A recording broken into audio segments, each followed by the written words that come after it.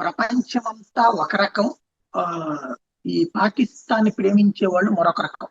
But Pakistan కి సంబంధించినటువంటి senior journalist అబ్దు Kazmi ఒక సంచలన ప్రకటన చేసింది.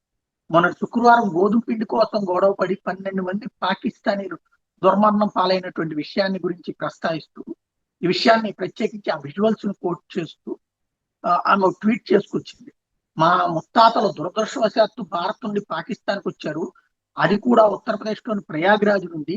ఢిల్లీ నుండి మా ముత్తాతలు మంచి భవిష్యత్తు ఉండదని పాకిస్తాన్కి వచ్చారు. కానీ ఇక్కడ పరిస్థితులు ఏమో దారుణంగా ఉన్నాయి.